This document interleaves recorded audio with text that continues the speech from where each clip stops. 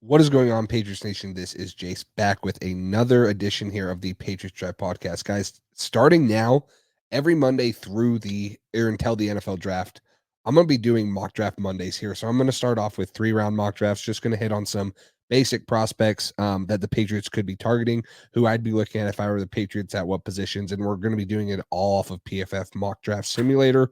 And I'll be bringing those to you guys. So if you guys are excited, make sure you hit the like, comment down below what you think, subscribe so you can stay up to date. And without further ado, let's get right into the video.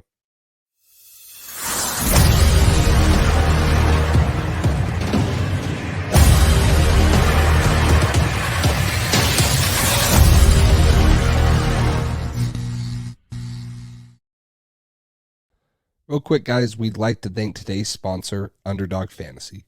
With Underdog's NFL Pick'em, they make it super easy to win big on any given night. They have individual player props or daily fantasy and are legal in 41 of the 50 states. Right now, they are doubling your first deposit up to $100 when you use code PATSDRIVE or use the link in the description. All you have to do is select higher or lower and submit your wager for as low as $1 to win anywhere from 3 times to 20 times your money. You can also compete against thousands in Underdog Fantasy's daily fantasy tournaments ranging anywhere from football to baseball to basketball. Whatever sport it is, there's a tournament for you. Now with Underdog's Pick'em Insurance, you can still win money even if one of your picks does not hit. So head over to UnderdogFantasy.com or download the Underdog app. Make sure to use code PATCHDRIVE or use the link in our description to get started today. All right, guys, let's get right into this video. Hopefully you guys had a good Christmas. First off, Merry Christmas wherever you guys are. Hopefully you guys had a great day celebrating a Patriots victory. Patriots moved to 4-11 on the season. Unfortunately for the tank fans of the Patriots, they do drop from the 2nd overall pick to the 4th overall pick with that win. They are now behind, obviously, Carolina, whose pick is owned by Chicago, and then Arizona at 2 and Washington at 3. If you guys are asking, why don't the Patriots have the 3rd overall pick because they lost to Washington, it goes off of strength of schedule. So that's going to be something to pay attention to between both the Commanders and the Cardinals is the strength of schedule. Because I don't think that there's really a big chance the Patriots get the number 1 overall pick anymore. There's a possibility they slide up to 3, possibly get back up to 2. I think that we're looking more of the Patriots being into the 3, 4, or 5 range, which they're still blue chip prospects. It all just depends on what you think the Patriots need to prioritize on getting. So let's start the mock draft off here. First 4 picks went pretty standard from what I thought it would be. Number 1 overall was Caleb Williams. Number 2 overall was Marvin Harrison. Number 3 overall to the Commanders was Drake May. I'm up at 4, or the Patriots are up at 4. Now, let's just talk about the things that go on before. I don't know if the Cardinals are going to want to move on from Kyler Murray. He's shown some good things. He also is getting paid a lot of money, so maybe they do take Marvin Harrison and pair him up with him. Maybe they do take a quarterback there. Washington, at first, I was like, maybe they're not going to take a quarterback because Sam Howell's panned it out pretty well. He's not looking so hot anyway. So I could also see them going Drake May like they did in this mock draft. I could also see them not. Maybe they're like, hey, let's just get him someone to protect him. You know, maybe we take Olu Fashanu, who I took, or Joe Alt, and they protect him. And maybe there is a possibility that Drake May falls to the Patriots at 4 just because of the teams in front of him. I don't think it's a possibility. It's just something I thought to talk about. But let's talk about what I did do here. I have New England taking a blue chip prospect here that probably would have been my offensive tackle number 1 if he came out of the draft last year. That's Penn State's Olu Fashanu. Guys, Olu Fashanu is probably the best left tackle prospect in recent memory.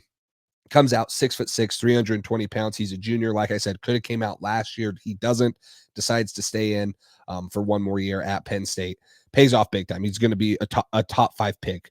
No doubt in my mind. I have him as my 4th best prospect, which is why I'm taking him here. He has an 88.4 pass block grade, an 82 true pass set grade, so not on RPOs or quick drop back passes. The one thing that he has that's just, I think, is so good about him, and what I love about Olu Fashanu is he looks like an NFL prospect already. 6'6", 320 pounds, built like a tank.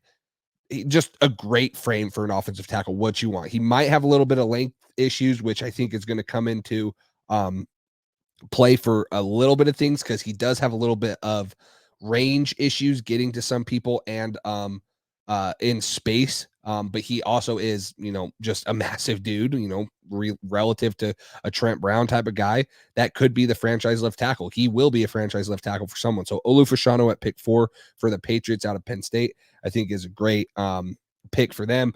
He's great at the point of attack, really good strike on his sets for passing. He times them up very well, is able to catch the defensive players and pass rushers. And at the end of his strike, very strong there. And he bends well. You're looking for a big guy that, is able to bend and stuff. He's not stiff. He can bend well. He's really good. And so I would be excited to take Olu Fashanu. I would say just because of the other holes on the offense with quarterback and receiver, it wouldn't be my favorite pick, but the Patriots need a franchise left tackle, arguably more than any position. It's just not the flashy pick. And Olu Fashanu would be one of those guys that would come in and be an immediate impact. You could move Trent Brown to right tackle if that's what you want to do, and don't sign Owenu. You could just let Trent Brown walk and keep Owenu at right tackle, and then figure out the interior stuff with David Andrews, Antonio Mafi, Cole Strange, guys like that. Olu Fashanu would be a franchise left tackle for the New England Patriots for quite some time. And no matter who's playing quarterback, he would be able to give a lot of time to throw the ball, and would be able to let them, fix or start to fix that offensive line issues. I don't think he would be an immediate fix, but he would be a great start. So moving on. First off, let me say this, guys. I'm going off a PFF mock draft simulator, so I get it. I don't think Penix will get past the first round. I really don't. But he's sitting here for New England in the PFF mock draft simulator. So I'm going to select him, and I'm going to talk about all these guys and talk about a possibility, because we have seen quarterback falls before. And I do think Jaden Daniels is climbing up boards. He's surpassing guys like Bo Nix and Penix. And then it's a matter of where you rank Penix or Bo Nix, and whether he's QB4 or QB5. There could be a possibility he falls to New England here. I don't think it's very likely, but he was here for this mock draft, so I took him. So I'm going to take, a guy that was a Heisman Trophy finalist, a guy that's leading probably the biggest underdog story in college football, Washington, to a college football playoff berth and a possibility at the national championship, and a guy that just does everything right, in my opinion. He's so good at reading the play. He's so patient. He knows where he's going with the ball. He doesn't freak out. He has a great 90.2 passing grade. And if you look at where he's throwing all over the field, he has a plus 91 grade on all aspects. It's plus 91 in intermediate, and it's plus 92, almost a 93 in the deep grade. When he's getting no pressure, he has a 91.7% throw. He's just, what he does is just special. And he's playing in a great offense. Who has 3 of the best receivers in college football. But what Michael Penix has done this year in college football, and for that Washington team to win the Pac-12 with a bunch of other stacked quarterbacks, Caleb Williams, Bo Nix, other guys like that, has been very impressive. And, he's arguably the reason why Washington is 13-0 and has a chance to be in the position they are. Doesn't turn the ball over. He's tied for 5th with the least amount of turnover worthy plays, 1.5%. If you guys haven't watched my video that I uploaded a couple days ago about Drake May or Caleb Williams, that's one thing I do like about those guys. They don't turn the ball over. Neither does Michael Penix. We need someone that can come in. He can make big time throws, but he's also going to be smart with the ball. He doesn't do that, or he does do that. He's not going to put the ball in harm's way very often. He's able to throw the ball deep down the field. On his 20 plus yards down the field, he has over 1,500 yards, the only quarterback in college football to have that many. And he's just, it just from where he's been, he's a little bit older, but where he was at Indiana, you saw flashes of him. And then what he's done not only this year, but last year too at Washington, how he's grown. I'm just very impressed with Michael Penix, and I think he'd be a great fit for the Patriots here coming in, especially if they could get him in the second round. Now, it would be better if they could get him in the first, say maybe they want to trade back up so they can get that 5th-year option on him. That would be better. But if he were to fall into the second round, I think that there's no doubt that New England should look at taking Michael Penix. I just don't know how likely it is for a guy like him that has had the year he has and has the opportunity to continue to show what he can do and continue to lead his team to possibly a national championship and, one of the biggest feats in college football. And that's impressive. They'd have to beat a Texas team and then either a really good Michigan or Alabama team, which would be nothing short of impressive, especially after what they've already done. So what I love about Penix too, just a couple more things. I feel like he has that Mac Jones IQ. I know Mac Jones coming out of college, I should say. I know Mac Jones is down by a lot of Patriots fans, but I feel like rarely does he make the wrong read, and rarely does he not know what he's going to do with the ball pre-snap. He doesn't get fooled by defenses. He's very good at knowing post snap read what he's going to do. He doesn't force the ball down the field if nothing's there. Now that could be a product of him having really good receivers, Rome Odunze, Jalen McMillan, and Jalen Polk, but he's able to get it to him very quickly and let them make some plays. So love him. And then, he's overcame injuries, man. This guy's battle tested, and he's a true leader. You hear what he did at the Heisman Trophy ceremony on the inside of his suit. It was all of his teammates and coaches. This is just a guy that you want in your locker room, and a guy that you want leading your team in the NFL and at the college level. And he already has been doing that. So the one knock I just talked about, he has been in college football for quite a bit. So he is going to be on the older end of the spectrum, kind of like Bo Nix. And he has had 4 season-ending injuries, torn ACLs in 2018 and 19, and shoulder injuries in 2019 and 2021. So a little injury prone. Maybe that's why he falls to the second, because there might be injury concerns when teams start meeting with him and going through interviews. But he will be able to do a lot of things good. So, and then moving on to the last pick, I just addressed all offense right here because I really do believe that this is what the team needs to do and where the team needs to go. But you see so often in the NFL where people go out and get their young quarterback guys that they're comfortable with and guys that they have experience with. And that's why I think Jalen McMillan for the out of Washington also to pair up with Michael Penix would be an incredible opportunity for these guys. Now, obviously, if you could get Rome Odunze, no one's going to complain about that, but that would probably have to be your 4th pick. And I don't know. I just don't think that's very likely. So going with Jalen McMillan here, one of the other Jalen's, he's just under 6'1". I think he's closer to 6 foot than he is 6'1", although he's listed at 6'1". This guy can play inside and outside. When you look at what he's done this year, last year he had over 1,000 yards on 118 targets. Now this year he's played 4 less games. He's only had 46 targets and almost 40 less receptions than what he did in 2022. And he had a bit of a dip because of injuries, but this is a guy that can, play inside, outside. Like I said, you can move him around. He's very dynamic. He has a good receiving grade. He had only 5 drops on the year. He forced 6 missed tackles out of his 34 catches.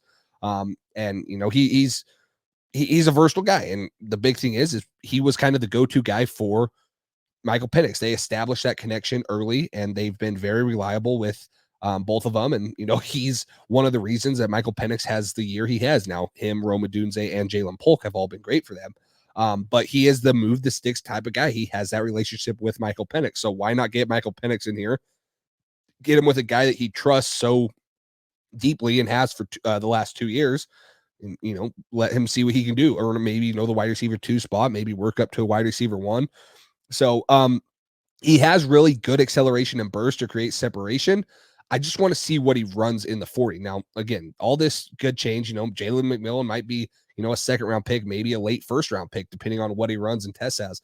I don't think he's really a super speedy guy. He's not one of the top guys in the class when you think of like Adonai Mitchell or one of those guys that are going to have, 4.3, 4.4 speed. I don't know what Jalen McMillan's going to run, but he creates good separation. He's quick. He has good routes. He's a good body catcher. He's a good hands catcher. He has good body control. So, he has all the tools that, he could. And I think after what we're seeing Puka Nacua do, and after what he ran at the 40 or at the combine, I don't think we should really be so much worried about, hey, if this guy doesn't run a 4.4, he's not going to be good, because Puka Nacua creates more separation than anyone. Now, I'm not saying he's going to come in and be Puka, but I don't think you can just rely on 40-yard dash times for receivers in the NFL combine and coming out of the NFL draft. And this is a guy that creates separation in college football, going against some of the top corners, and we'll see how he continues to do. So he's not going to be a deep threat, but he's going to be kind of the guy that the Patriots have always had. Maybe him and Demario Douglas will be a good 1-2 punch over the middle, intermediate routes, and then keep Devontae Parker or someone that can make kind of the deep down the field throws and jump balls. He's not going to be one of those type of guys. So this is kind of my first mock draft that I've done, at least on the channel. I did do a full 1st round mock draft, but just for the Patriots. So guys, let me know down below what you think. Again, I'm going to come out with these every Monday until the draft comes up. I'm going to be doing probably 3 rounds for the first couple times. I'll bump it up to 4. Once we get closer, I'll start doing some trades, moving both players and picks, and just trying to talk about as many prospects as we can together. If you guys have any ideas or of who you'd want to see the Patriots target, drop them in the comments below. I'll make sure to try to incorporate those guys into my next mock draft. Let me know your thoughts on this mock draft. Make sure you guys like, subscribe, and comment so you can continue to support and stay up to date when we do go live. We are going to be having more live streams to talk about kind of the end of the season, what the Patriots are going to be doing in free agency, what we think they should do, who they should resign, and then, of course, draft talk live so you guys can come in, comment, and we can have those interactions. But let me know, guys, what you want to see from my next mock draft coming next Monday. Hopefully you guys had a great Christmas, and until next time, we'll talk to you later.